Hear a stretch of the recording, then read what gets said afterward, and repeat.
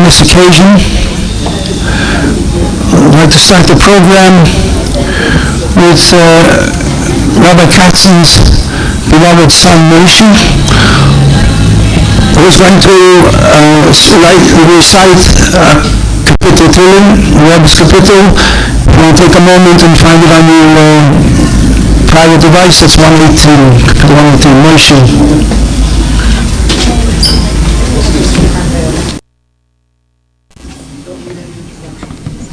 I don't? Where's my intro? Okay. No. I should have told him first? Okay. Lam Natseyach al Yidusun Lasof Nizmar Keili Elohim Betzaka Keili Elohim Ve'azin Elai B'yayim Tzarasi Adinoi Darashti Yadi Laila Nigra V'lai Sofug Me'anach Chayinach Nashki Eskra Elohim Ve'amaya Esicha V'yisate Fruchisala Achasta Shmurai Seina Nifamti V'layadaber Chishafti Yomi Mekedem Shnei Solamim Eskara Neginasi Balayla Im Lavavi Asicha V'yachapish Ruchi Eloilam Im Yiznach Adonai V'layosif Lertzais Eid He'afeis L'netzach Kaste Gama Im Melador V'der Ashocha Chanes Elim Kofatz Ba'af Rachmosela V'oimar Chaleisi Hishnei Simin Elyin Esker Ma'alaya Ki Esker Mekedem Pilecha v'agisu v'chol palecha v'alileisecha asicha Elohim b'kedesh ta'kecha mi'el Gadol k'Elohim ata el eisef el yadaita v'amuzecha galta b'zei amecha b'nei Yankev v'yisef sela Raucha mimayim Elohim Raucha mayim yachilu af yigzu temeis Zermu mayim oveis kel naslu shchakim af chatzatzecha Yisalachu kel ramcha b'galgal Heiru b'rakim tevel rogza Vatira Sharetz Vayam Darkecha Ushvilcha B'mayim Ravim V'kveisecha Le'neido Nachisa Katzen Hamecha B'yad Meishe V'yaren. I say the Rebbe's Kapitel or which one's that? I almost forgot it.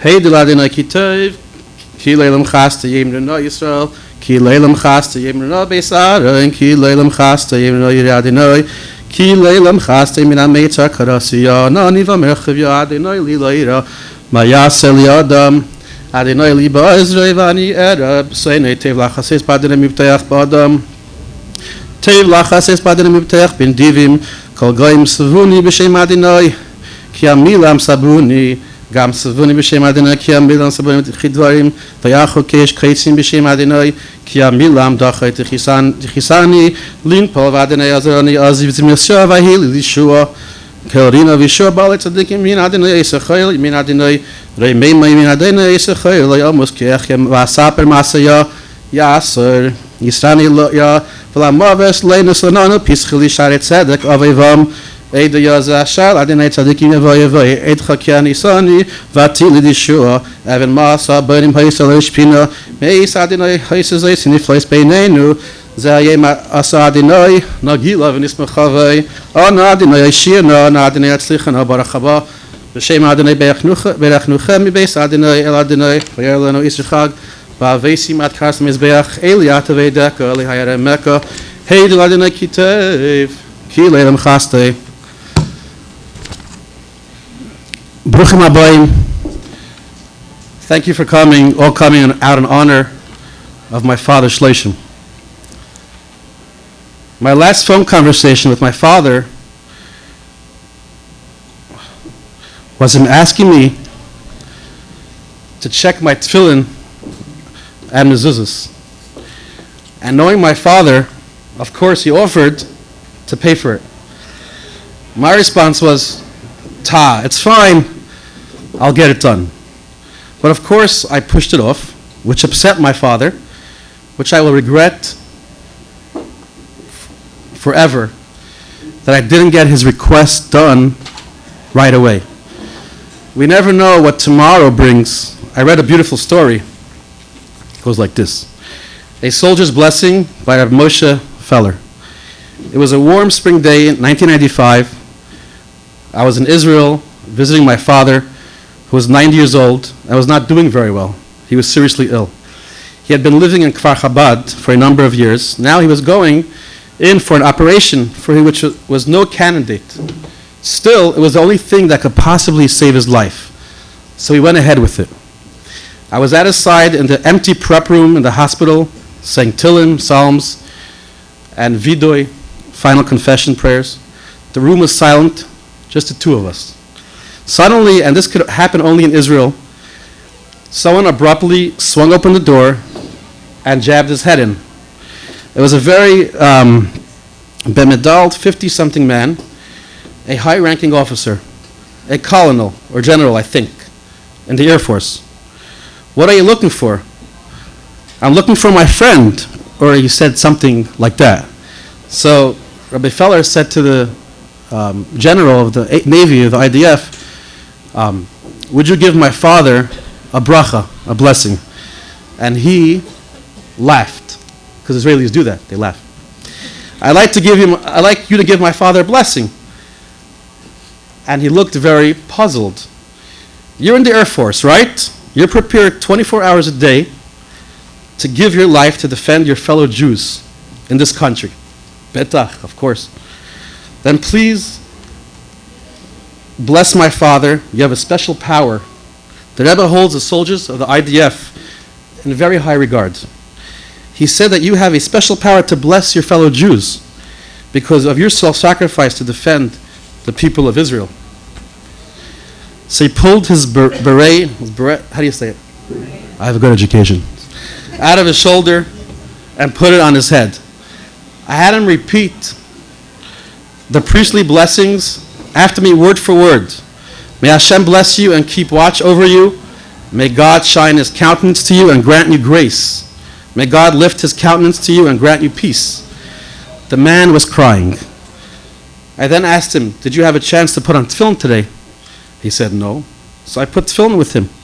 I carry a pair of tefillin with me wherever I go. I've adopted the American Express card motto, don't leave home without it. You never know who might come along. And the power one Jew and one mitzvah can unleash. I ask you, how remote is the possibility of putting on tefillin with a fellow Jew in the empty anesthesia room in the distant corner of an Israeli hospital? My father went into the operating room. He passed away after the operation, never regaining consciousness. But at the very last sight, my dear father saw before he left this world was his son putting on tefillin with an Israeli Air Force officer, the symbol of Israelis' physical might, most of all a fellow Jew. Imagine the nachas.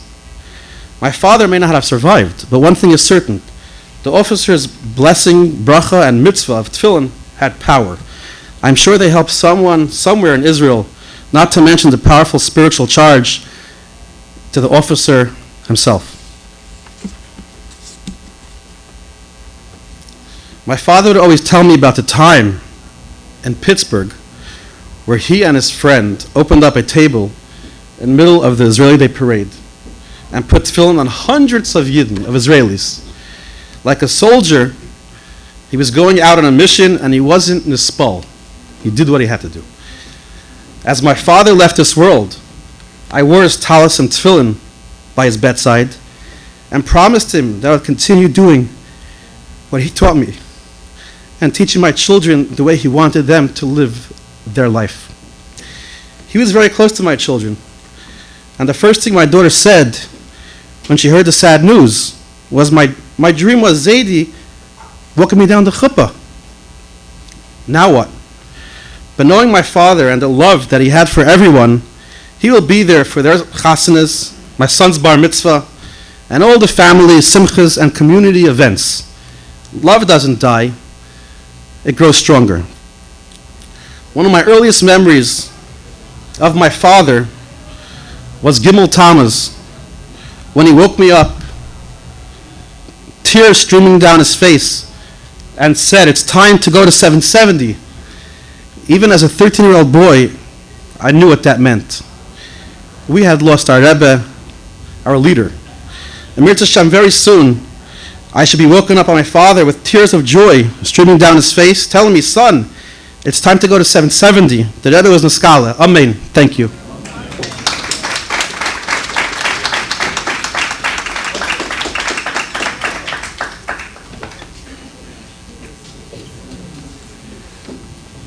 Thank you, Moshe, for those hearts converted.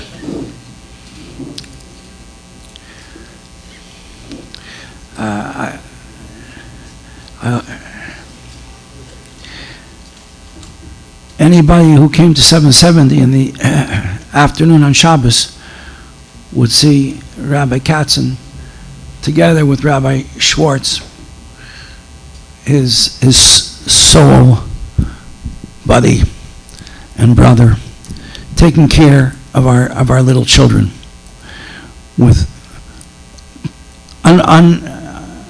indescribable passion and love. I'd like to call on Rabbi Moshe Schwartz to share a few thoughts with us.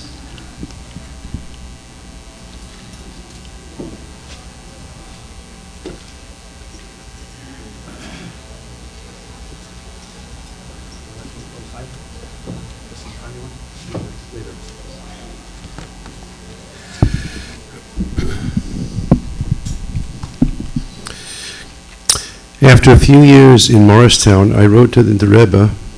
I was taking a course in Chinuch, and I got a bracha, Azgalat Zion. I remember Rabbi Klein was very optimistic about it. I never forgot that. I went to Florida to teach there as a bacher, and somewhere along the line, I felt it would be good for me, for my Yiddishkeit, and I wrote into the Rebbe. I felt it would be good to have a good friend. The first year in Florida, I taught Aleph Beis, but after the year was over, I realized there was more to this than I realized. When I came back to New York for the summer, can you fix this thing? It's fully over. Thank you.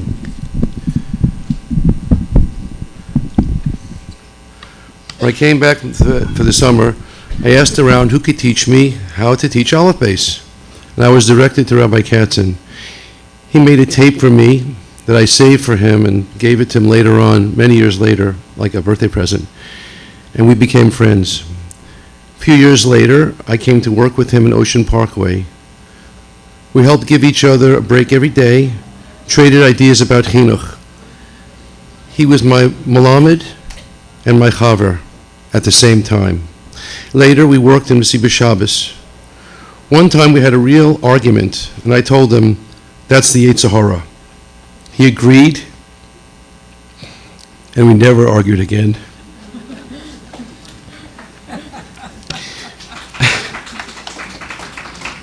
We disagreed and did things differently, but our goals were the same, to help the children, give nachas to the Rebbe, and bring Mashiach. We're all adopted by the Rebbe, but it was especially clear to me in Rabbi Katzen's case.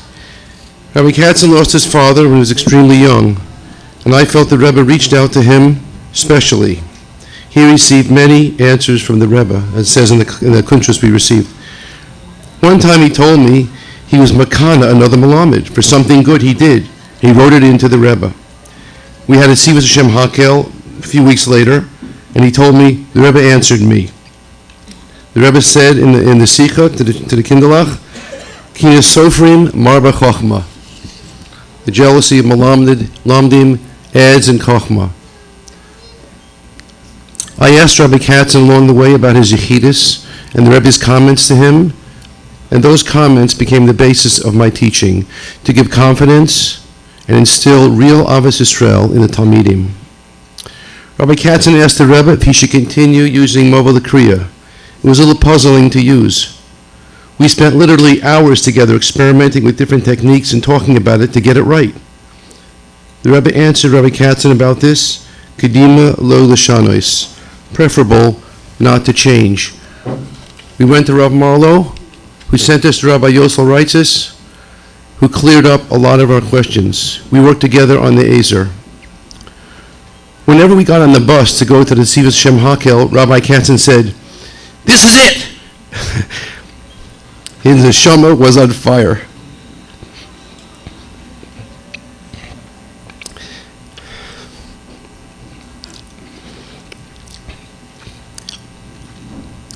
He ran his class with pure kedusha and excitement. He loved to see the kindlach animated and loved all they did, even the silly things. When we got ready for Siddur, he always arranged for us to go to the Rebbe with the Siddurim. Even after Gimel Tammuz, we went each year to the Rebbe's room with the Siddurim. One time, he complained to me that he learned that a shochet needs to have more Yiras Shamayim than Malamed. I told him, don't worry. There could be a Malamed with more Yiras Shamayim than a shochet. The Maggid of Mezrich was a Malamed. I think he accepted it. To digress a little, in order to explain a little point of Yiras Shamayim Rabbi Katzen expressed, we need to speak about potato chips. One time, Masiba Shabbos, a little girl said, I didn't get potato chips. I felt like the tzaddikim were looking down at me from Shamayim. I was in big trouble. She got her potato chips. Whenever she showed up, she got first. Now, to open potato chips on Shabbos is difficult because the names, Pashkas, Libers, there's a little space between the edge of the thing and the letters. You have to open up and not rip the letters. Rabbi Katzen would take his glasses, study the potato chips. There was no Masiba Shabbos anymore. Those potato chip bags, that was it. And he would go like this, and every 3 weeks, we'd blow it. And Rabbi Katzen, we're going to open these potato chips before Shabbos. He agreed. But we lost something. I'll tell you why. I told this story to one younger man. He told me, the only thing I remember from Masiba Shabbos was opening potato chips. One time, someone said to me, a man with children, Rabbi Schwartz, I never got potato chips. I bought him a whole bag of potato chips. I gave it to him for Shabbos, and I said to him after Shabbos, what did you do with the potato chips? He said, me and my wife ate it up. Now, if you think about it, he was concerned about having Yiras Shamayim, more Yiras Shamayim than a Rav, than a shochet, whatever. I wonder if that kid who saw that became a shochet. I'm sure he had enough Yiras Shamayim from that story to become a shochet. Teaching wasn't just a job for him, it was his life. He was the high bar for many who knew and saw him. He helped Talmidim, continued to help Talmidim in the last year or two, who graduated pre-1A and still needed help in their Kriya. It was something that he could do unbelievably because of his experience. The very last day he passed on, we were teaching in my room. Tutoring boys, that very day. One boy left the class and Rabbi Katzen said, Yankel doodly doo. He loved to see them smile and laugh. We all know that Tanya says, when a tzaddik goes up, he can accomplish more in this world than he was here. Something amazing happened. Rabbi Katzen and I struggled for years with Masiba Shabbos. We just did it. We couldn't really get it off the ground. Since that day, everyone's gotten involved. Rabbi Kratz, Yosef, I'd like to thank everybody. Yosef Talashevsky, Rabbi Simpson, Rabbi Langzum, Rabbi Burnett, Rabbi Losh, Rabbi Kratz, Levi and Moshe Goldstein work with Rabbi Katzen in the Masiba Shabbos, Levi Simon and the 7th and 8th graders, and the wonderful Katzen family have succeeded to make it a reality. Rabbi Katzen turned the key upstairs. Baruch Hashem,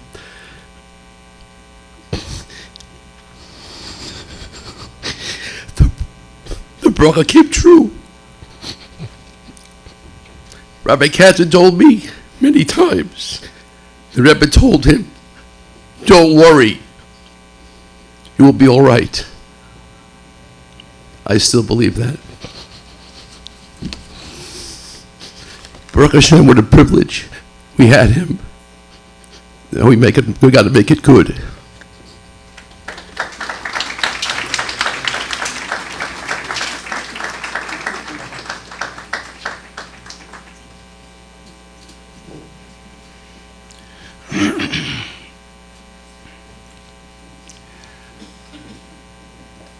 The next speaker who's going to address us is Rabbi Katzen's grandson, Shapsi Sofer, the son of Yossi and Mika Sofer, who would share a few words that only he could about his Zayde. Shapsi.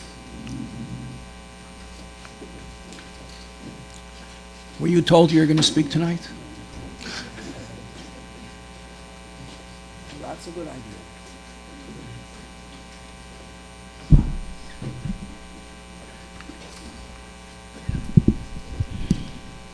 Chaim Ubracha.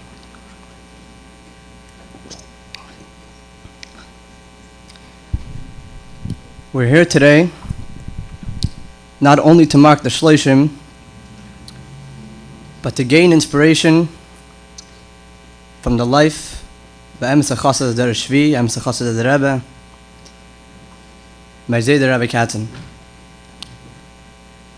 There are few words that can be used to describe such a person. One that came to my mind is bittul, which doesn't mean, as people often think, to put yourself on the side to do something greater than yourself. Bittul, literally translated, is nullified, which means to forget about yourself in the first place. Someone who does what he needs to do, when he needs to do it, and doesn't ask any questions. For over 40 years, my Zayda led thousands of children's rallies in 770 and led his well-known weekly Mesilas Shabbos with complete Mesiras Nefesh, even when it meant sacrificing being at the Rebbe's Farbrengen to do so. Every single day, he would return to Lubavitch Yeshiva with the same warm, loving smile on his face, ready to greet his tired Priwane Kinderlach.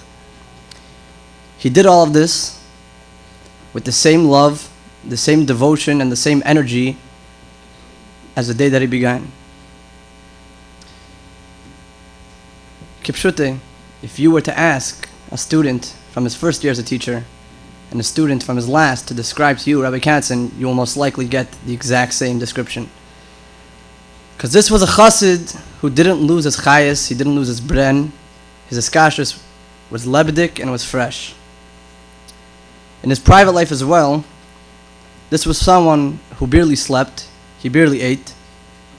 Everything he did was l'mayla mederech hateva, l'chatchila riber. As a child, I noticed these things because real people make a real impression. The Rebbe wanted that at all costs, that means spiritually, materially, physically, he should continue teaching at Lubavitch Yeshiva for as long as possible. And that's what he did. Not only did he do it, but he lived it. He was a living example of the Chassidish Malamed that we often learn about, the one who teaches the child Kamatz Alafah. Says our Rabbi, Kamatz Alafah is no small matter.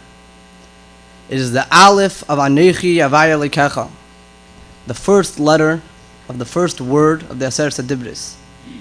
As we know, the Aseret Adibris include within it the whole Tirsha B'Ksav.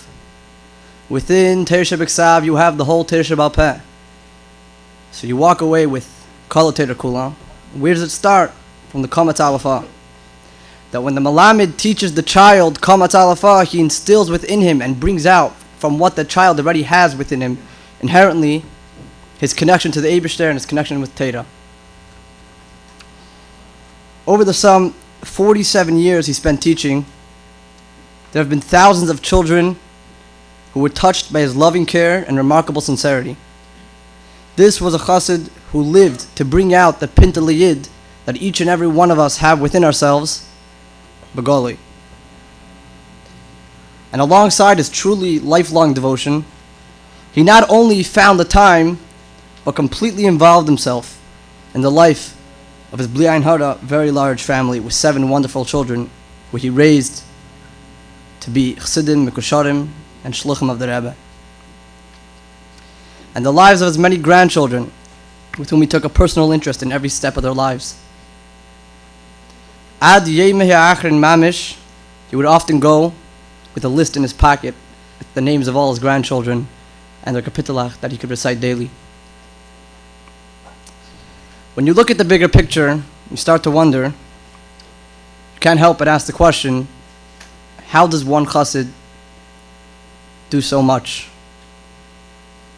Not just spiritually speaking, but physically speaking. What inspired him to walk from his house on Lefferts Avenue all the way to 770 while it was snowing, not knowing how many children are actually going to be the Mesilas Shabbos, when physically his situation wasn't so gesund? How did he do it? The day he passed away, this was the question that entered my mind. What does one do when he has a question? I, of course, took out my headphones and I turned to Sikha the Rabbi. What does the Rabbi have to say? The first Sikha that came to my mind was one that Rabbi said at the famous Farbrengen of Purim Tavshin Chai. The Rebbe says a story of a chassid from the times of the Alter Rebbe. He was a simple chassid. His simplicity was so evident that there was an actual doubt as to whether or not he understood the basic translation of the Pirush HaMidlis.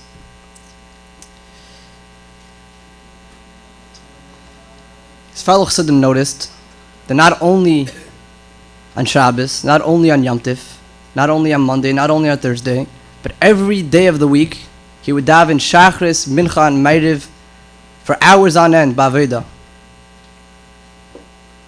They once asked him, Rabbi Yid, how are you shaykh to do such a thing? How do you do it? He answered them that, to be honest, I have no idea. But I know one thing, that I heard from my Rebbe, the Alter Rebbe Avart, as Zacher v'shamer b'dibur echad, that a Yid must guard, a Yid must protect and remember in everything that he does and everything that he says, the echad that is within him and the echad that's within all around him. That there's truly nothing else, Einin Mavadeh, there's nothing else but the Eibishter. The chassid continued that with this thought, I davened for 40 years straight. My friends, when describing my Zayda, this is the story that brings out his personality the most. How did he do it? Bittul. What I'm told to do, that's what I'll do, without asking any questions. Not only did he live this bittul of echad in everything he did, his lifelong mission given to him directly by Nasi Dareinu was to bring out this nekuda of echad into Neges Shabbat Rabban and the thousands of students he had over the years. This was his life. And V'achayit and Alibay, very soon this will be our lives. It's a chalafarn of shlichus, wherever our shlichus is, whatever our shlichus is. And Yiratzin, Card of Mamish, will dance out of Galus to the coming of Mashiach Tzidkeinu. Take it from me, Ad Mamish.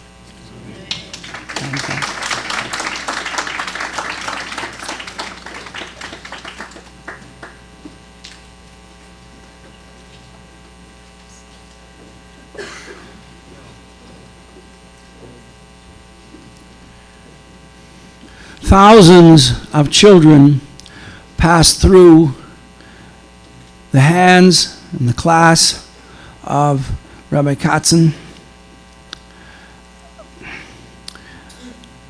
He was passionate about everything he did in teaching the children, and every pasuk he said with the children, you could see that he was convinced that this was going to tip the scales, and at any single word, Mashiach was going to come.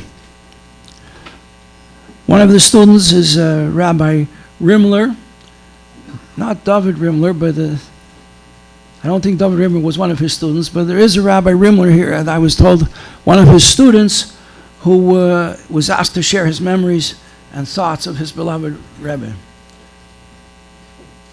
Yeah.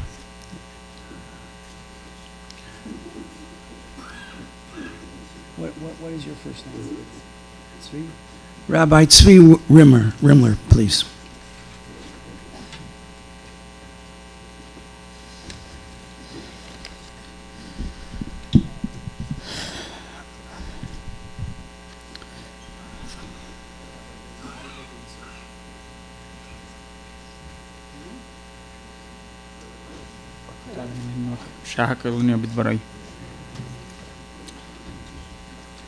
Rabbi Katzen taught us how to make a bracha.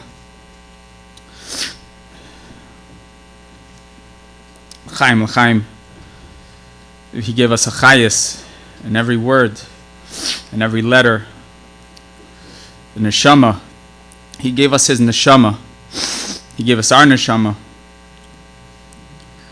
As we mentioned, v'chayit and alibai. So I'm, on the one hand, feeling that maybe I'm just a Talmud, but on the other hand, we know that Talmidoi, kol ha-melamed es ben chaveiroi, where meleben mit der Zeit, Eila Tildes Noyach is just Maisim Toivim, and we didn't find that Noyach taught Torah, but there's Eila Tildes Aaron and Moshe, and the Torah just speaks about Aaron's children, and we are to tell this Moshe because he taught them Torah. Whoever teaches his friend's son Torah is if he gave birth to him. So we didn't know this. We didn't learn this Rashi yet. We didn't learn the Chumash about this yet, but we felt it. Each and every one of us. We felt that this is our Tati. Not only was that feeling, the love he showed when he taught us, but it was also on a personal level, on a personal experience that each and every Talmud felt. I'm speaking for myself, but I know that he didn't. It wasn't teacher's pet sort of thing. He treated you like you're his son here. It was that love that you felt genuinely, only that you feel as a child, that you feel by your father, that you felt by Rabbi Katzen. He did not just teach us Torah, but he taught us Aleph Beis, Abba. The child does not know how to say Abba until we learned by Rabbi Katzen.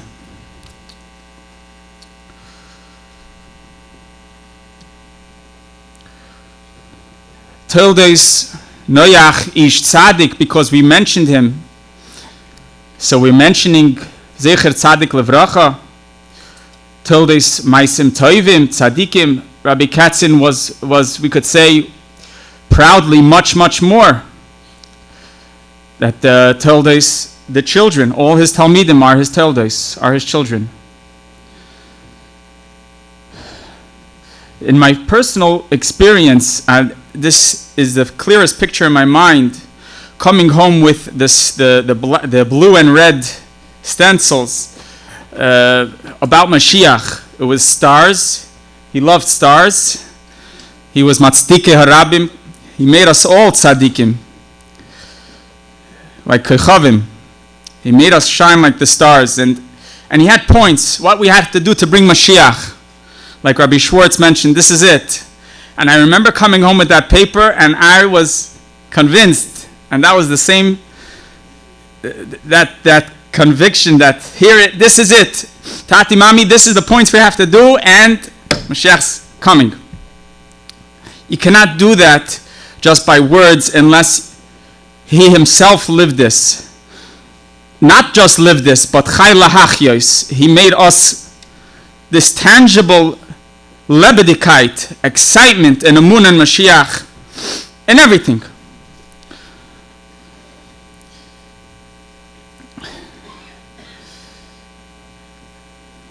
He didn't just teach us Torah, he taught us Boya Lateva. So he made us all tzaddikim. It wasn't just Noach ish tzaddik. And he didn't just teach us Torah, but he taught us the Aleph Beis and Boya La Teva, which are Tevis HaTorah VaTfilah, as the Baal Shem Tov explains what's Boya La Teva. He made us come into the Teva, into every word. We felt that we're in it, we're alive in it, and it was not just that, but Soyhar Tas La Teva. He taught us, and he taught us how to make lichtig, every word, every letter, and hat uns lichtig gemacht, jeder Wort, he himself, by his living example. So, he's alive and he's giving us life here, like, as was mentioned, as he's more alive than he was, because this chus stands for him and for us, for the entire mishpacha, sai his banim, his children kipshutai, sai his banim talmidim. For him, loy lezari lezerazari atseif kol hadeires, the take from miyad hakitzu v'rananu sheikh niyafar, and he's not just besoicham, but I have no doubt in my mind, and I'm sure anyone that knew him has no doubt that he's going to stand at the head of all of his talmidim, just as he did all his life, and as the Reish Matzpi of Tzivas Hashem, he's going to lead us towards Mashiach Tzidkenu. Take it from Yad Mamish. L'chaim.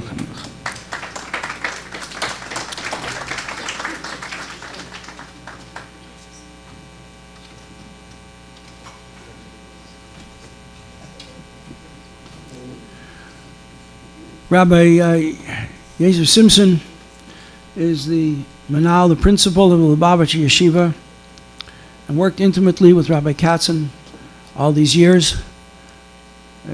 Rabbi Simpson, could you please come up and share some of your intimate encounters with Rabbi Katzen?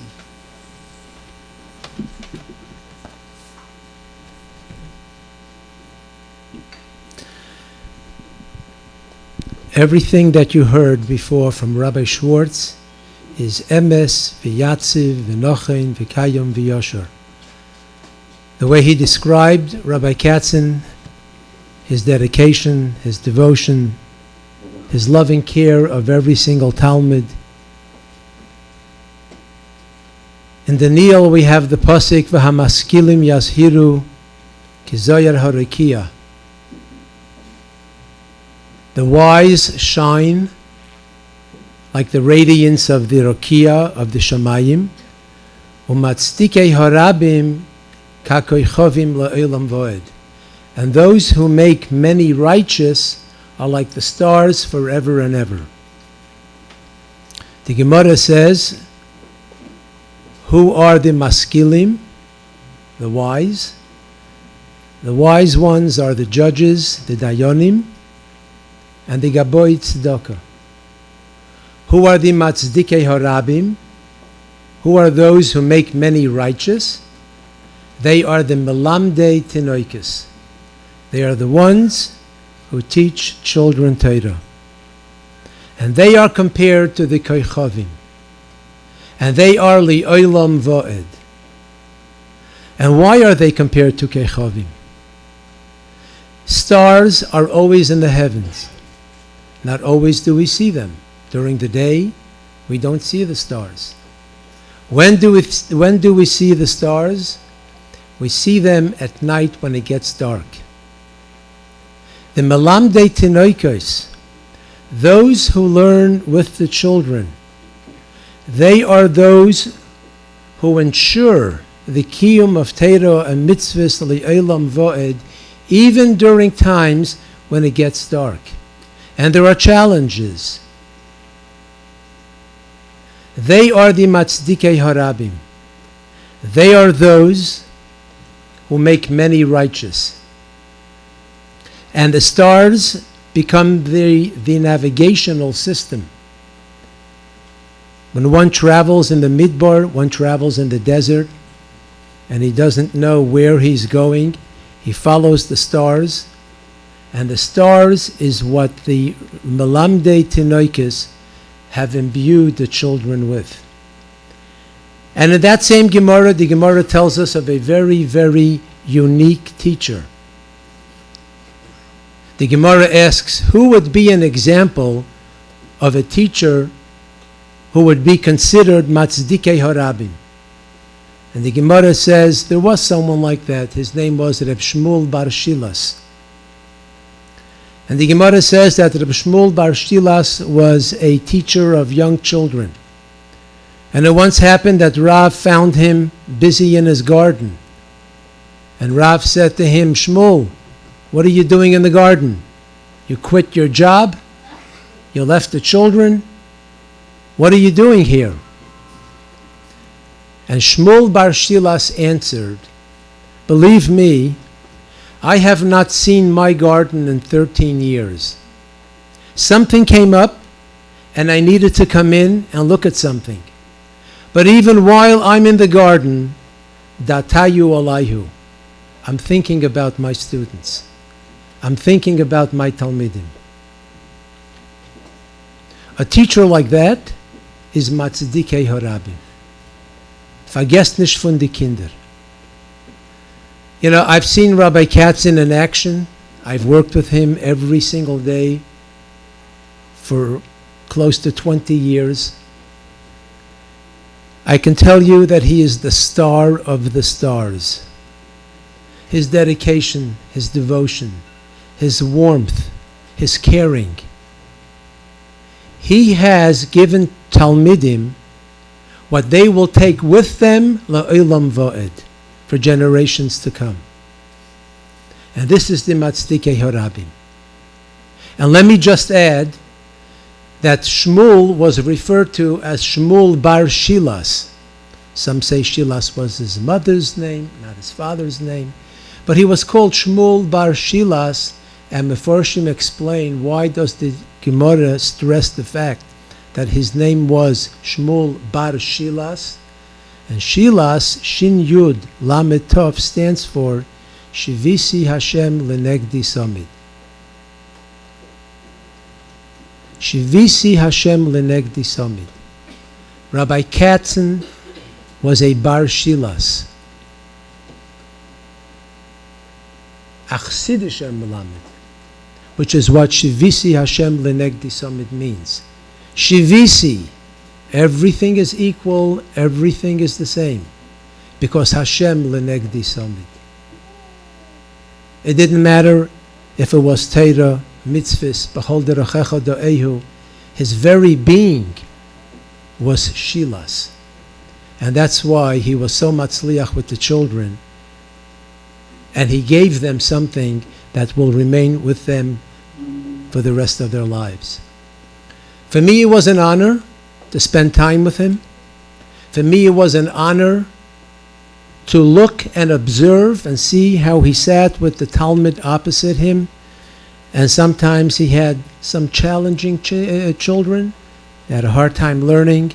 And he would take a piece of paper and he would cover this letter and point to this letter and then put the paper on the other side very, very patiently. And the boy ended up learning those words. And as Rabbi Rimler mentioned before, he created the Boya Lateva. Very well said. He created that Boya Lateva. He brought the child into the Oisiyos of Torah and Tefillah. For the family, it's a time of Nechama, Neiche Derucha, knowing that Rabbi Katzen has accomplished so much in his lifetime. For us, it's a moment of V'hachai Yitein Liboy, to emulate his work, his dedication and devotion that he put into his Talmidim. And this will definitely hasten the time when very soon we will be zoiche to the V'hokitzu V'ranenu Sheikh Neyofar V'hu B'soichem.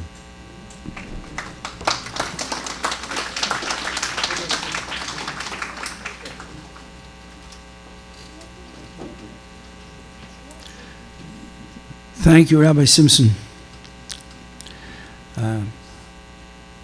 Many people here are familiar with the Jewish Learning Institute, JLI, which is bringing the teachings of the Torah to hundreds and thousands of people in America and in many other countries abroad. Would like to ask Rabbi Ephraim Mintz, the Executive Director of JLI, please share some thoughts with the family.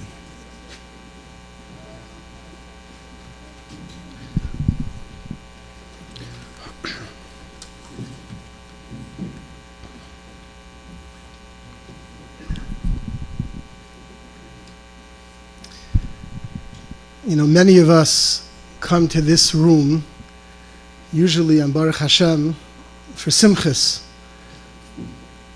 This room, this building, among many other halls in our community. Thank you.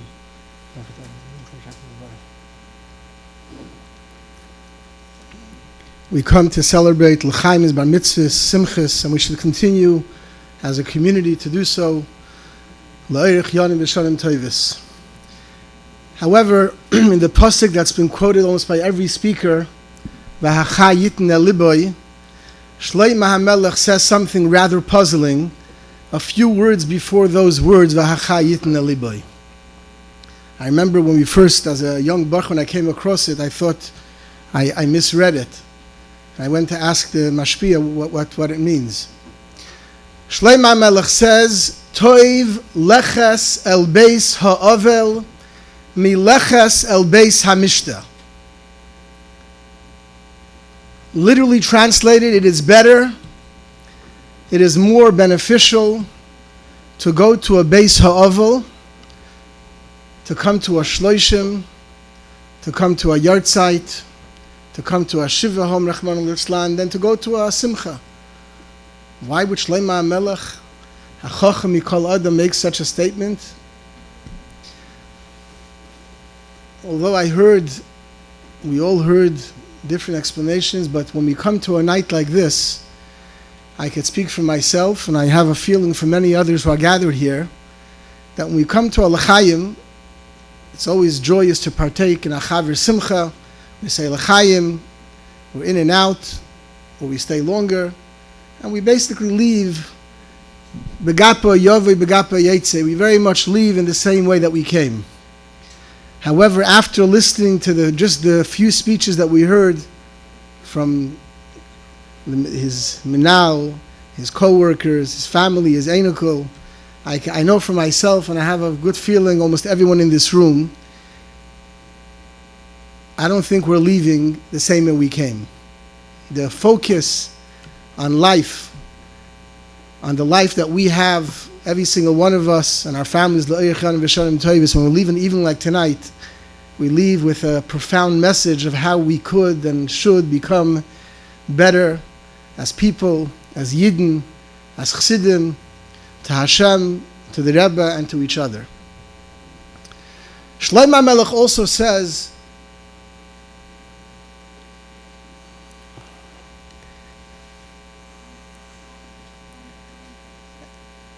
as the Medrash elaborates in Koheles elsewhere, that Noilad Adam Hakel Smeichen. When someone is born, there's a simcha in shtetl. Meis Adam Hakel Boichen. When someone passes away, the family, the relatives, the community, there's a sense of mourning, sadness. However, Shlomo suggests, B'chachmasa, he suggests perhaps we ought to look at this with a different perspective. Noilad Adam, he says, when a person is born, Ve'eini Yedei Ma Maisav. We have no clue. There's a great deal of uncertainty. There's a great measure of ambiguity. Where's this neshama going to go? Perhaps it's a time for prayer, for his boinanus, for tefillah. But Meis Adam, says Shlomo HaMelech, Sheniftar b'shem toiv, v'yatza min ha'olam b'shalom.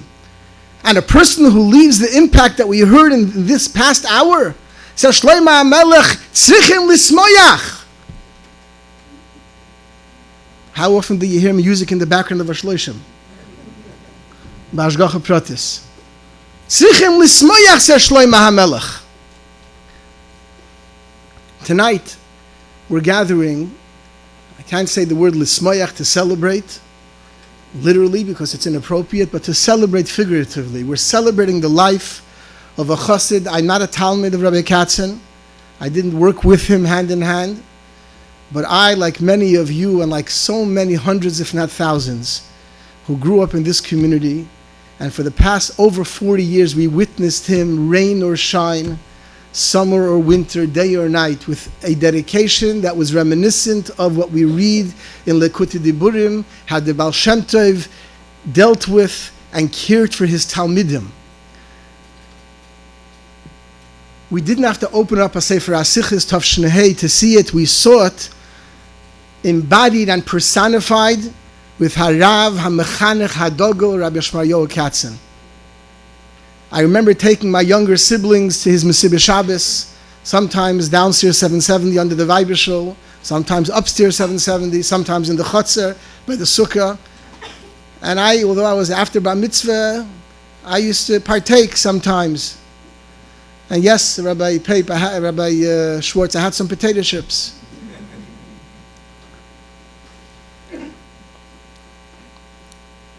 Now, whoever knew Rabbi Katzen, as we heard from so many, knew how he was a person that would do anything to avoid having a night like tonight. Not only because he hoped to be with us, but to have a night where people would speak about him. However, I think he would agree to have a night like tonight. We were not speaking about him, but we were here assembled, gathered to speak about and to celebrate the ideals, the Chassidishkeit, the Edelkeit that he dedicated his life to uphold day and night for over 40 years. So in the few minutes that I have, I want to share with you a few thoughts in that vein. In our community, not far from here, there's a shul, Chevre Shas, in Montgomery and Kingston, we all know. In that shul, every Shabbos, when there was a Farbrengen, there was a Yid, a Chassid. Many of you knew him, the older generation definitely knew him. His name was Reb Tzvi Meir Steinmetz. And he would chazer over, he was not only, his pen name was Tzvi Yair. Not only was he poetic with his pen, also the way he spoke, and he would translate, he would give over chazara from the synopsis of the Farbrengen for those who either weren't at the Farbrengen or didn't understand the Farbrengen in Chevre Shas. It came the winter as we're about to enter. Next week we change the clock. When you change the clock, the Shabbos Farbrengens would go sometimes very close to the end of Shabbos. And he had a dilemma. What should I do, he said. He asked the Rebbe. I would love to stay at the end till the end of the Farbrengen. He sat on the left side of the Rebbe, near Rabbi Yisrael Duchman, in that bench. He would love to stay to the end, but he knew there were Yidden waiting for him on another bench, on the bench in Chevre Shas. And he asked the Rebbe these words in his poetic pen. Nafshi b'she'elosi, he asks the Rebbe. Chaye mi koidmin. Whose life takes precedent? My life? And I personally would love to stay till the very end of the Farbrengen. Or he asks the Rebbe, Chaye elu hatzmeim lishmoya divrei haRebbi.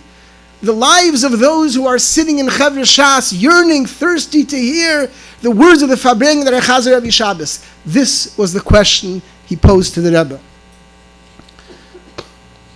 The Rebbe answered this settle with but two words. Two words, Rabbi Isai, that for us ought to serve as Shnei Luchos Habris, two words that more than other books and paragraphs describe the life and living of tonight's person whose life we're here to celebrate. The Rebbe circled the line where he wrote, Chaye elu hatzmeim lishmoya divrei haRebbi, the lives of those who are yearning to hear the words of the Rebbe, and the Rebbe wrote, Zehu Chayov. This is your life. Meaning, as a chassid, we're not granted the artificial luxury of having a private personal life, and we volunteer. Like in the world, you volunteer an hour a day, an hour a week. You do chesed, you do ma'asim tovim. Every Jewish community has moistus, or as ours, every community has, and we everyone is encouraged to partake and give to others. Every community has it. However, the Rebbe said, we are signed up to a different program. If we are charged to be Chassidim, if we are appointed to be Chassidim of the Rebbe, we are gifted with the ability and responsibility to be a ner lahoyer. A ner, a candle, never just shines for itself. It's impossible. The moment a candle is kindled, immediately, instantaneously, it's beginning to illuminate its surrounding. Says the Rebbe, as a chassid, we have a great zchus and responsibility, not just to volunteer, but our very existence, every breath that we take, is so that others could benefit, to inspire, to uplift. It's not what we do, it's who we are. Zehu chayav. So when Rabbi Katzen's Einikul asked, or someone asked, how was it that he walked from Lefferts in the snow, in the ice, in the cold to 770, knowing perhaps or not knowing how many children would show up? How did he do it? The question is, how did he not do it? Zehu chayav. Did you ever hear of someone deciding to stop breathing? There was no question. Zehu chayav.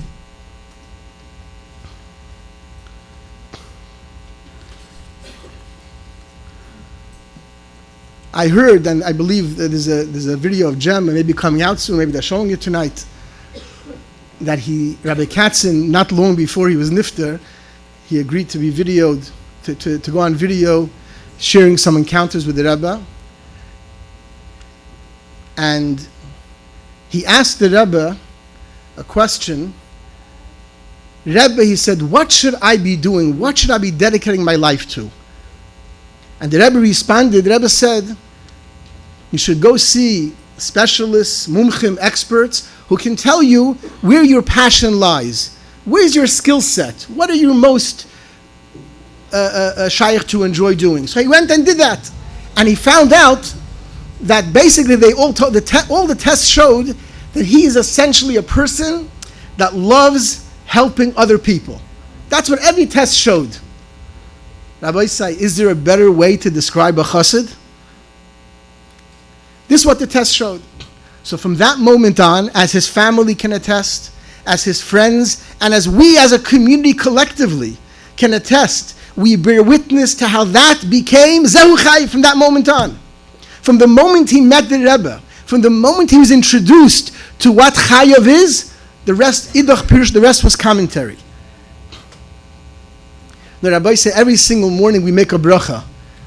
Birchas HaTorah asher kedishanu b'mitzvayso v'tzivanu al divrei soira. There's a day in halacha that says that we should not answer amen on this bracha. Now the Rebbe doesn't agree, but there's many poskim hold. You answer amen only after v'harivno. So I saw recently in a sefer from Pnei Avram Eliyahu from the Goyin, the Chassid of Avmela Plotkin. He says, "Agishmak Yevort." He says, when could you say amen on Birchas HaTorah? When you say al divrei soira? No. When you make Torah zis v'harav? No. When you make Torah sweet and palatable and pleasant for tzeitza'enu, for kol amcha beis Yisrael, then that's a reason to celebrate and say, I declare amen. Just the fact that we have to v'shreis to amen at the hos Torah. When you make Torah sweet and lebedik and palatable, that's a reason to celebrate and declare amen. Rabbi say tonight, we as a community are here to declare and to announce a collective amen on a life that was dedicated to Vaharivna, a person who we witnessed and we saw so many hundreds, if not thousands of Talmidim who benefited, for whom Torah became Vaharivna, Zis. And tonight we're here to declare amen on this incredible life of Harav Shmarya ben Yitzchak Katzen, who is zoichet to be this for so many Yidden and Chassidim.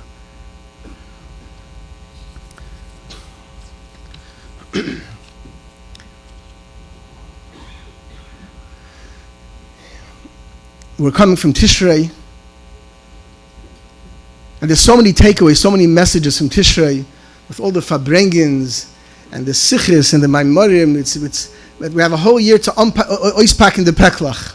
But the Rebbe draws our attention to a medrash, and the Rebbe says that perhaps this is the most important takeaway for the entire month of Tishrei. What the medrash says that at the very end of Tisha, HaKadosh Baruch Hu turns to Klal Yisrael and says, after spending the entire month of Tishrei with me, spend one more day. Kasha alai pridaschem. It's difficult for us to depart.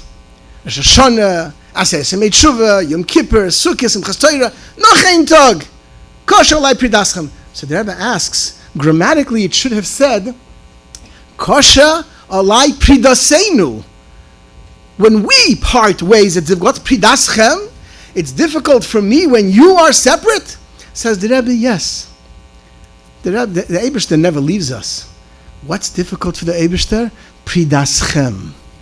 After spending all of Tishrei together, Rosh Hashanah, Yom Kippur, we even welcomed Matirin Lispal Im Havrayonim, Sukkis, Daled Minim, simplifying Achtos, Ru'uyin Kol Yisrael Leisha B'Sukkah Achas. And now we're each going back. Everyone's going back to their jobs, to their homes, to their communities, to their clubs, to their own environments, which oftentimes sees us as being separate, to their own stations. This is so painful for me to watch. It was so nice to see when you guys were together as one. Now you're going back to the way you were. Kosha alai. This is very difficult for me to see. Rabbi Sai, I once heard a story from my Eidriya.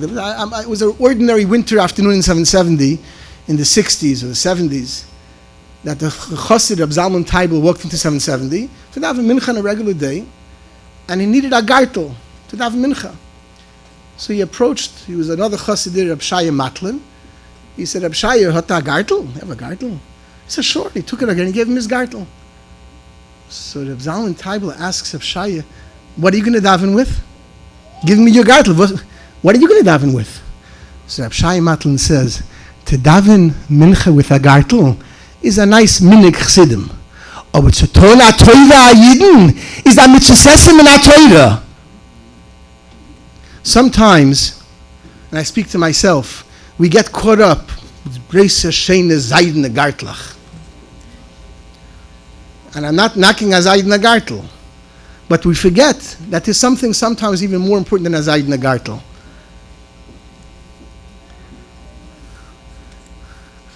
And we're reminded by what's more important when we come to a night like tonight.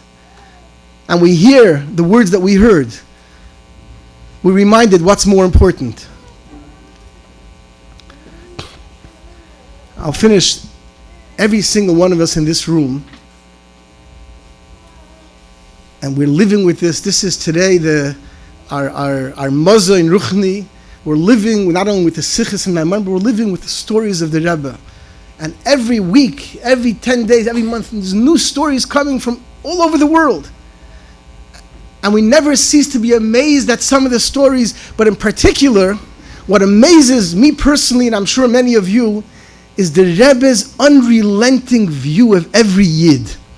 The incredible lens that the Rebbe sees every single Yid.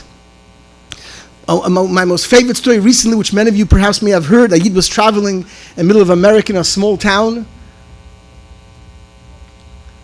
and he comes to shul, there's no minyan. And he's waiting, and they tell him, soon, someone's going to come help be mashlim the minyan. He's waiting, and suddenly he sees a person coming to shul, sit down on the back bench in shul, and as the person enters, Hoidu meheiton davenen. And as he turns back, every few minutes he turns back to this Yid sitting on the back bench, and he sees he's sitting with a newspaper. He never once bothers to open up a siddur. And as the 9 other people are turning from Hoidu to Baruch Sha'amar to Ashrei, he's turning from page 1 to page 2 and page 3. After he came back from his trip, he wrote a letter to the Rebbe describing his trip. This is in 1960, in Tafshin Chof. And he writes to the Rebbe, I was in this community that the state of affairs of Yiddishkeit in this community is so poor that they don't even have a minyan. In fact, they have a minyan, but yen a minyan. The guy who comes to be marshal the minyan sits with a paper in the back row. When I was like Davin's a Yedin Tug, he was trying to illustrate the how poor state of affairs that community is. And the Rebbe writes back on Tes, Zayin, Tammuz, Tavshin, Chaf. In July of 1960, the Rebbe writes an English letter to this Yid. And the Rebbe says, it's interesting how you see this Jew in this light. Because I see in this story that you shared, I see in this Jew an expression of his extreme attachment to Yiddishkeit. I quote from the Rebbe, these are the Rebbe's words. His extreme attachment to Yiddishkeit that seeks expression as best it can. And then the Rebbe says, this particular Jew seeks expression in at least enabling other Jews to pray with a minyan, and he therefore goes out of his way to help them, at the same time to be counted with them. Wow. And we each have, as I'm saying, Meister, I'm sure you're thinking of, there's so many, we can schreiben, not just books, libraries of stories that make the same point. Rabbi say, the Rebbe is waiting for our story. The Rebbe there's hundreds and thousands of stories, but the Rebbe is waiting for our story. And I want to conclude with a story from the Gemara in Sanhedrin. The Gemara says, Rabbi Yeshua ben Levi was once traveling. Ashkach Eliyahu Hanavi. Rabbi Yeshua ben Levi suddenly sees Eliyahu Hanavi. Omar Lei, he asks Eliyahu Hanavi, tell me, Eliyahu, a Mosai Osi Moshiach? When is Moshiach finally coming? Omar Lei, Eliyahu Hanavi says, Zil Shaila Lididei? Go and ask him yourself. Was fragst du bei mir? Go ask Moshiach yourself the question. And he even gave him instructions how to find and how to identify Moshiach. No, Rabbi Yeshua ben Levi went, and he comes face to face with Moshiach. Ozda legabei. Omar Lei, he finally comes face to face with Moshiach, and he says, Shalom alecha Rabbi Umoiri. Shalom alecha Moshiach. Moshiach responds, Shalom alecha bar Levi. Shalom aleichem to you, the son of Levi. Omar Lei. Yeshua ben Levi asks him, Moshe Osimar, when are you finally coming? Omar Lei, Hayom, I'm coming today. Can you imagine the joy in Rabbi Yeshua ben Levi's heart when he heard that Mashiach is coming today? He left the chamber of Mashiach, and a few days later, Rabbi Yeshua ben Levi meets Eliyahu Hanavi. But Yeshua, as you can imagine, Rabbi Yeshua ben Levi was very, very disappointed. Eliyahu says, no, what did Melech HaMashiach tell you? He says, I'll be honest with you. He lied to me. Kamashakirli. He didn't tell me the truth. Eliyahu says, he lied. How did he lie to you? He says, Amar li osa hayoy. He told me he's coming today. V'lo yosa. And he didn't come. So Eliyahu says, no. What he meant was, referring to the pasuk in Tilum Tzadikei, hayoim in bekoilus yishmo. If Klal Yisrael will follow Torah mitzvahs, Mashiach will come. The day when all Klal Yisrael follows Torah mitzvahs. Ad kan, this is the end of the story of the Gemara. Rabbi say, exactly 90 years ago, Simchas Torah Tov Reish Tzadik, a few blocks away from here, the Frierdiker Rebbe was visiting Brooklyn. Simchas Torah, he was on Brooklyn Avenue in a home on Brooklyn Avenue. And during Simchas Torah, he spoke a sikha. And he quoted this Gemara at length. He told the whole story that I just shared with you. And he asked a question. He said, Rabbi Isai, he turned to the Mesubim, those who were present, and he said, one moment. The Baal Shem Tov asked the same question to Melech HaMashiach. So first of all, the Baal Shem Tov didn't know the Gemara. Of course he knew the Gemara in Sanhedrin. Why did he ask again, Emose Ka'asimar? Mashiach already answered. Why did you have to ask again the same question? Second of all, Mashiach seemed to change his version. His story. First, many generations earlier, Mashiach says, Hayom Mekaylis Yishmo. And now Mashiach has a whole different response. Mashiach says,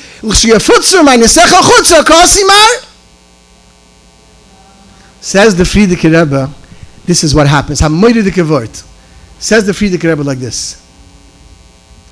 The Baal Shem Tov comes Lamaila and is discussing this Gemara with Mashiach. He says, you remember of many generations ago you told Rabbi Shua ben Levi, who came to visit you here, and you told him, Hayom Mekaylis Yishmo. Guess what, Mashiach? All of Yidden are Mekaylis Yishmo. All of Yidden are following Torah mitzvahs. Says Mashiach to the Baal Shem Tov, Hezechain, Rabbi Yisrael Baal Shem Tov, that's the way you look at all Yidden. But other Yidden don't look at other Yidden like that. When all Yidden, and your lens become the lens of all of Klal Yisrael, then I'll come. When we start looking at every Yid like the Baal Shem Tov looks at every Yid, that's when Mashiach will come. When we start looking, when we start, as Rabbi Simpson mentioned, when we start becoming like Rabbi Katzen, Matzdike Harabim, then Mashiach will come. Rabbi Katzen, when he looked at his Talmidim, you saw it when you looked at him. He looked at every one of his Talmidim like the Baal Shem Tov looked at every Yid. He looked at them and he saw Ador Shekula Zakai. He looked at them and he saw Hayoim Mekaylis Yishmo. So the more we could behave like that, the more when we leave tonight, every one of us, and this could go viral. When we start looking like the Rebbe wants from us, like we've seen every story from the Rebbe, when we start looking at every Yid, like the Baal Shem Tov, like Rabbi Katzen did, his name is Rabbi Shmarya ben Yitzchak, it reads backwards, Rosh Tevis, Yisrael Baal Shem.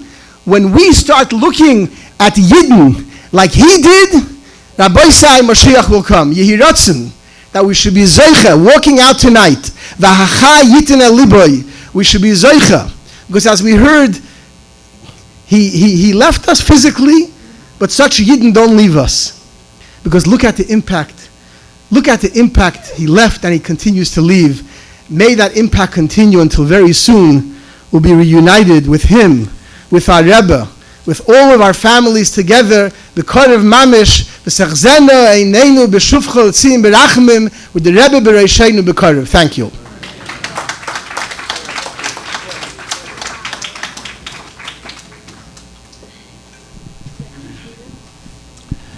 Thank you, Rabbi Mintz. I must confess, I'm a bit of a pinch hitter tonight. But Rabbi Mintz, if I can be so bold, you told half a story. There are a few stories about Rabbi Katzen that I love. Rabbi Katzen. You look at his smile, that's what I loved about him. He was great fun. And I loved being with him, whenever. The story you told about when he asked her what to do, there's more to it. You probably heard it. He told it to me, and I repeated it, I've repeated it hundreds of times. I'd just like to share it with you tonight. It says, Rabbi Rimler mentioned this also, the idea of the tzoyhar, which is a light. It says, with noyach made a tzoyhar, a window, Rashi says a window, or Yeshayimim, a light, a stone, precious stone that gave light. And it makes more sense because, first of all, it was very dark. The sun was put out during the flood, and there were long periods of night and freezing cold. What did they do for light? They had a window wouldn't help. They had to have this idea of a precious stone. When Rabbi Katzen tried the aptitude tests at the BJE, the Board of Jewish Education, like Rabbi Min said, they told him that he would be very, very good to be in a profession where he could help other people. he thought that probably meant that he should be a social worker. And his birthday was coming up. In those days, you could have Yechidus as a bocher on your birthday. He decided to wait until his birthday to share this information with the Rebbe. And so he told this to the Rebbe, and the Rebbe said, oh, very good. In that case, you can help people by being a malamed. And you can share with them or teach them Avos Hashem and Yiras Hashem, Emunah, and confidence, he said in English. And then he looked up and he said, V'ahavta l'reacha kamecha. Rabbi Katzen, when he told this to me, he said that when the Rebbe was speaking, it sounded like he was listening to a sikha. And he was listening like he was standing in a Farbringen, listening to a sikha. When the Rebbe looked up and looked at him in the eye, the thought flashed through his mind and penetrated his heart. And he said, uh-oh, he means me. And this was 7, with the Avos Hashem and Yiras Hashem, Emunah, confidence, 5 precious stones that he gave to Rabbi Katzen. Says there are certain ideas that make a life, that are made from life. It says in a Yom Yom, there are certain ideas that shape a life. The Rebbe shaped Rabbi Katzen's life with those words, and he lived with them. I'd like to call on Rabbi Shmuel Simons, Rabbi Katzen's son-in-law, to make a Siyum Mishnayos.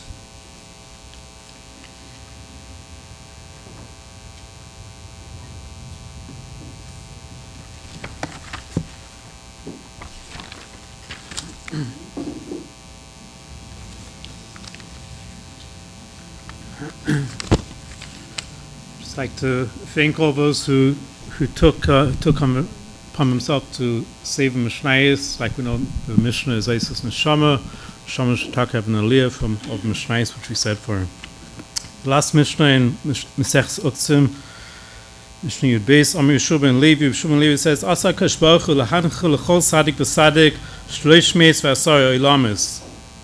In the future, in the world to come, Hashem's going to cause to inherit for every single tzaddik 310 worlds. That their joy and satisfaction and their rewards in the world to come will be 310 times as much as in this world. Shnema says in the Pasuk, L'hanchel ehav yesh, that will cause to inherit his loved ones yesh, which explains yesh's gematria 310. V'tzasechem amale, and their treasures I will fill. So it's explained, how does he get to 310? One of the Mepharshim explains that Hashem's repaying for the 248 mitzvahs aseh. Plus, if you do a quarter of 248, you get another 62, which is 310. And if you compare the 62 to the 310, it becomes a fifth. And the concept is that just like someone who unlawfully benefits from kedusha, from hektish, from holiness, when he wasn't meant to, he has to add a fifth. So too someone who benefits l'shem shemayim from the Torah mitzvahs, from kedusha, Hashem also adds a fifth and gives more than 240. It gives 310 times the reward. And when you look at this Mishnah and you learn Mesechus Uktzin, there's no open connection between the verse Masechta. The whole Masechta talks about tumah, foods. If part of a food is tamei, does it make the rest of the food tamei and the shir tumah? This has nothing to do with. This is really clearly defining the message of the whole Mishnayos and the ending message and connecting it with the beginning. And there's a few different points which connects it to the beginning of the Mishnayos. And we see that the Mishnayos, the first Mishnah started off with Me'emasai Kernes Shema. When do you start reading Shema? The concept Shema, Shin Mem Ayin, can also stand for Shlosh Meis Esef, 310 times as much. And what the compiler of the Mishnah is trying to tell us is that Shema is really a unique foundation of all the Torah mitzvahs. And when you look at the word Shema backwards, Ayin Mem Shin, it's Elmach Shemayim, because when you have Elmach Shemayim on you, the heavenly yoke, you'll be able to be successful with all Torah mitzvahs. Then we continue on to the second saying in the Mishnah, Amr Mishum Chalafta Leimatza Akash Baruch Hu Kli Machzik Brach Yisrael El Shalom. Hashem couldn't find a more fitting vessel to be able to give the brachas to Bnei Yisrael except for the vessel Shalom, peace. Shneimah says in the pasuk, Hashem Oizlam Yita, Hashem will give strength to His people. Hashem Yivarech Sami V'Shalom, Hashem will bless them with peace. And it explains when it says Hashem Oizlam Yita, Hashem is giving strength, it's referring to the Torah. Hashem gave the Torah to His people because it says the Torah is what leads to Shalom. And the mission is also coming to remind us that although the entire Mishnayos have differences of opinion, you have one Tana arguing, having a different opinion with another Tana. It seems like there's a lot of arguments going on. Really, you should remember that they're not arguing, they don't hate each other, they're not quarreling with one another, they really love one another, they're still at peace with one another. And it's a very fitting ending to Mishnayos, just like the Anshe Knesset Agdela chose to end the 18th bracha Shmini Esrei, and Baruch Sam Yisrael B'Shalom with Shalom. And so to Hashem, when He gave over Birkas Kenim, what the Kenim should bestow upon Bnei Yisrael, the final bracha which Hashem chose is Shalom, so too the compiler of the Mishnah chose to end with this bracha of Shalom. And it connects with the first Mishnah again. Meimos Shmarya, one of the first days is that from the time that the Kenim come out to eat the tumah, to eat the truma, so the Kenim we know are the people who would give the bracha Shalom, so it's connected the beginning to the end once again. Just one more connection also from the first Mishnah. We know the first word of the Mishnah is Me'emasai, the letter Mem, and the last word Shalom ends with the letter Mem. So Mufashim explained that these are the two sets of 40 days before the first Luchas and the second Luchas. And the message we're trying to get is that even though Tish Baal Peh is of the Mishnayos and it's the Oral Torah, but you should know that it really stems from the same source when which Moshe got down from Hashem during those 40 days. It all stems from the Tish B'Chsav, and it was all given and comes from the same source like Or Tish Baal Peh. And with that, Hadron Allah, Salgum Sechsoksen Nishlam said Harris had a Fashisu said the Mishnah, say Karish to Rabbanon. Moshe.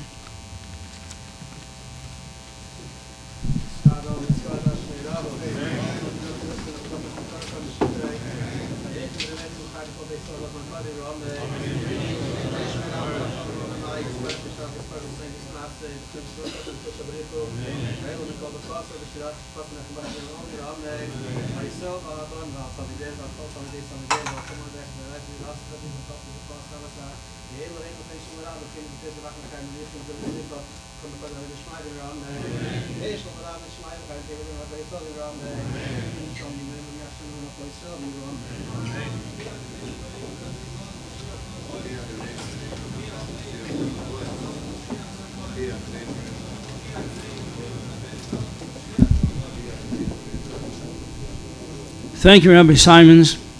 We have now a video presentation which was created with love and dedication by Rabbi Katzen's grandson, Shapsi Seifer.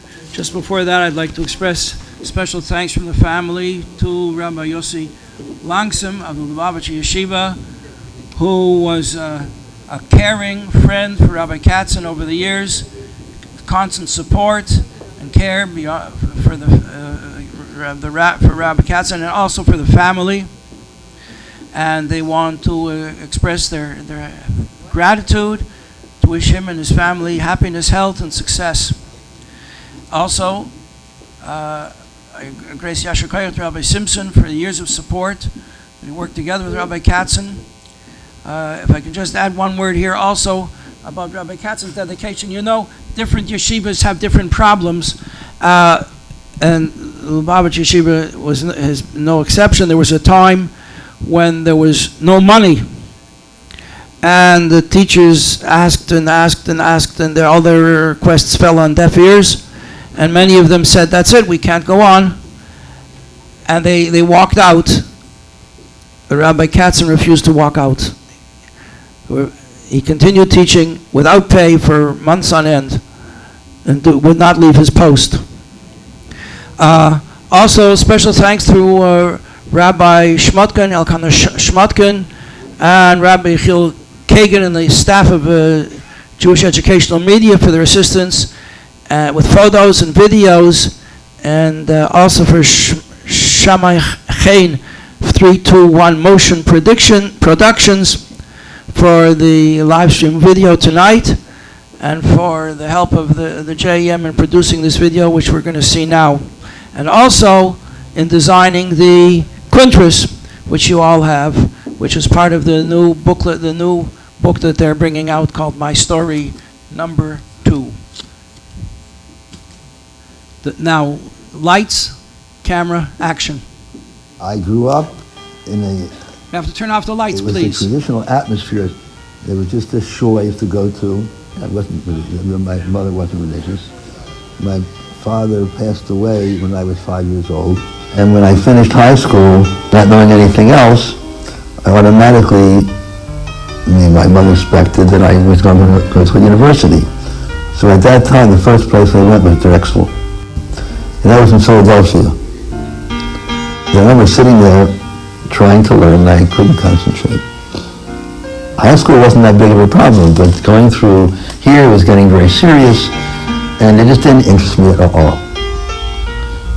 So after 2 months, I decided that's it. I'm not going to, this is not for me. So I left. I kept trying to find a place for myself. So I got a job at University of Maryland in the solid mechanics lab. And I remember trying different things. It was in the Jewish organization, B'nai B'rith, and this is all going on. I tried to get involved with music a little bit, to play piano, but that all came to nothing. Then the next year, I decided, you know what, that's it. Let me go back to university, University of Maryland, as we mentioned before, and I said, I'm going to make it. This time I'm going to do it. I had nothing else then. What am I going to do? So the first semester I did very well, actually. But then after that, again, my interest went down. I just didn't feel like, and I remember sitting there looking at the book, whatever the book was. It was engineering, I was taking engineering. And it just didn't seem, again, it didn't seem for me. So I used to sit there and wonder what's going to be. So one Friday night, I decided to walk over to the Hiller house. It must have been a malach who took me over there. And I just went to the Hiller house. Because I figured I couldn't be alone. And I walked over, and there I met sitting there, schmoozing with 2 graduate students. One was Joe Sinsky, and one was the student Larry Levin. And I sat down, we were schmoozing. So I told them I was feeling very empty, and I needed something for myself to, feel satisfied. And I think Larry looked at Joe and said, you know what, Lubavitch. Oh, Lubavitch? I said, what's that? What's Lubavitch? They arranged, and they said, you know what? They said, we'll take you up for Shavuos. This was Shavuos Chaf Daled. So we came up, and remember he pulled over right in front of 770, and my first reaction when we got out of the car, I was looking, what's going on here? The Bacharim and Young Light running back and forth with their hats and jackets on, running around, back and getting ready for Yontif. I'm trying to figure, where am I, Honestly, in my first encounter, it's true I wasn't religious yet. I felt like we just got to Torah. I felt like this was like Matan Torah. That's how I felt right away. I remember actually when the Rebbe first came in, how there was Kriyas Yamsuf over there, and we went by, I was just looking, I couldn't figure out what was happening, I didn't know. And then by the Farbrengen, after Yontif, so I was standing in the back, and I just stood there, I don't know, I think Mr. Gil says, he gave me a cup, and said, say l'chaim to the Rebbe. Like something, I remember being very attached to that. Something was there which hit me very strong. But I didn't know how to relate to it, what's this got to do with me? I don't know if I should tell you this, but I was I remember during those couple of days I was here, sitting when the when the walk, the parkway there, so the bench was in the parkway, and started to cry. Because I couldn't relate to it, but somehow there was an emotional experience. In the summer I learned by Rabbi Lipsker, before they had Adar Torah, this is before Adar Torah, they had for the newcomers Shiurim, and that was it. That was it. Once I was there for the summer,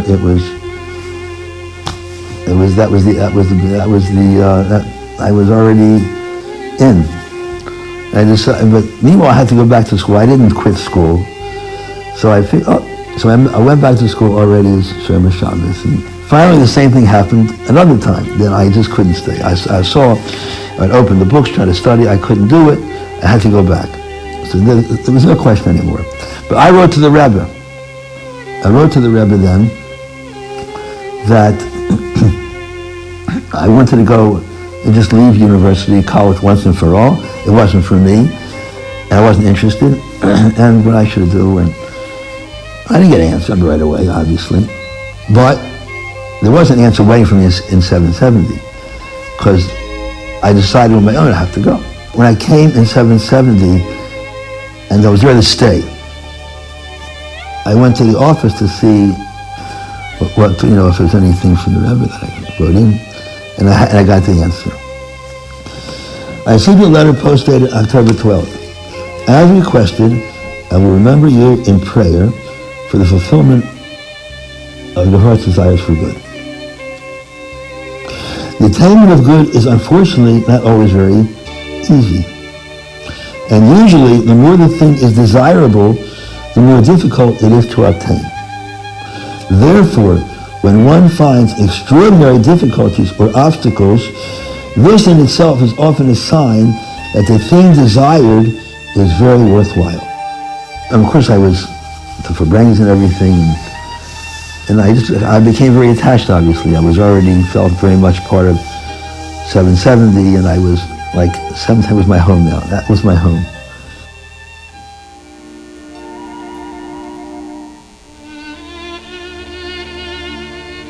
I asked the Rebbe what I should do. How do I know what I should do? As far as after I finished learning, he said I should I should take a test. What my natiyas are, what I could do, and I took 2 tests. So I went and I did that. The result is I would like to help people. Help people. Everyone wants to help people. I went into Yechidus and I gave the settle to the Rebbe again. Looking down he looked at it very intense. He looked at my note where I told him the results of the test. And after the Rebbe finished reading it, he didn't look at me at that time yet. He was still looking at the settle. He says, if you like to help others, you should think about teaching, becoming a teacher. And how can you help someone by teaching? You could teach them, give them, learn with them Avos Hashem.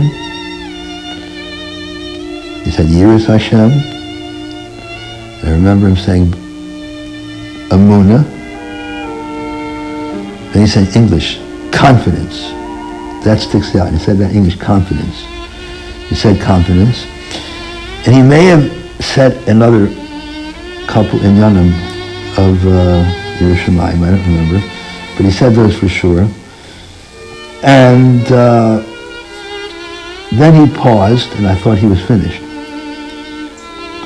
Then he looked up at me, and he gave me a very strong look right at me, and like talking to me personally. He said, "And v'ahavta v'recha kamecha," and that was it. And I backed out. I left. I left the Yechidus. So that was Yechidus. So as I felt, the Yechidus was that in teaching, it's not the material so much, or even the skills, which are important, obviously. I remember even at a Fabrenga once him saying that the kids will learn, in Yeshiva, the Iker wasn't how many pages of Gemara they learned, it was the Pintel Yid inside. It was the Pintel Yid that to reach that pintel yid, that was the ikar. Da minig was bedien amol, das gewann a minig a Porsche. Bis warnet am Wegen pflegt der mit verwiegen a Kind. Schaß noch gewann teren jeder Lichre. Pflegt man verwiegen mit a Lidele, als da a Lichtele was brennt. Und der Rebbe lernt mit dem Kind Kommissare vor. Hat den Ruf Masbe gewählt, dass nicht ein was glad bei Kroi bauen, dass nicht Kabel geworden und nicht Paschet geworden, war eine Schei und es ist so, bei der Essenische Liefnisse in der Alle, in der Kosin von Tera, bei Jadus in jeder Schamai, im Ewerle Jahr. Aber vielleicht hat verwiegen ein jüdisch Kind, mit Kommissare vor. Und dann noch nicht jeder einer mit Weil gewinnt, Kommissare vor. Ich ziehe dem Lamed Wedel von Zenit, aber nehmen nennt man es, und das wird angepflanzt in dem Kind. Beterem jeder Kreuch sehen, Kommissare vor, das ist der alle von Anechi. Was ist Kehle dem ganzen Diburische, wo Diburische ne Kehle kol Aseres a Diburis. Was ist eine Kehle kolterische Bixar, was leckere Miede, die leere Miese bereise, und aus der Kehle kolterische Balpe steht das Milachatchile in dem Alle von Anechi. The Yeshiva Shabbos started in the year when the Rebbe he spoke about Tzivus Hashem and gatherings. They made, at the request of the Rebbe, they made a mesiba, a gathering upstairs, a rally, upstairs in the Zal. And it was packed, the place was packed. But then later, Rabbi Cass said, maybe we should continue this, have mesiba Shabbos every week. And I spoke to Rabbi Groner and others, because if we did it, it would come out during the Rebbe's Farbrengen. So I wrote to the Rebbe, so I got from the encouragement, and we started doing the Mesiba Shabbos. For every week, I would write into the Rebbe every week a duch. How many kids, what we spoke about, 12 psukim. The Rebbe always gave me an answer. I used to go into the office, Rebbe Klein used to give me a little piece of paper, where he says, Chuas Chaim, and then he would mention a few words connecting it to the Zman. Rabbi Katzen's life exemplifies what it means to be a devoted chassid of the Rebbe. Our Rabbeim have explained that a chassid is a lamplighter. Once the spark of his neshama has been kindled, he goes out and kindles that spark in others, bringing out their fullest potential. For over 40 years, until his final day in this world, Rabbi Katzen was a lamplighter through his teaching, his rallies, Mesivas Shabbos, Chassidish Nigunim, and was loved by his thousands of yeshiva students and even college students and visitors who went through the open doors of his and his wife Rivka's home for a Shabbos and Yom Tov. Rabbi Katzen humbly devoted his entire life to his shlichus as a melamed and educator with care and devotion, instilling Yiras Shamayim and a love for Yiddishkeit in thousands of his students, affecting generations to come. He continued the never-ending chain of kindling the spark in every neshama. We look forward to the final Geula, when we will enjoy the ultimate Mesiba Shabbos with Rabbi Katzen and all the Jewish children in the Beis HaMikdash HaShlishi. May it be now.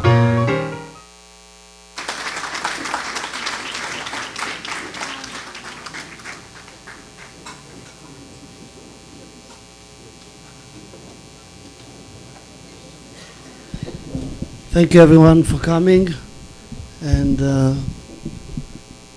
sharing with us your thoughts about Rabbi Katzen, and good night.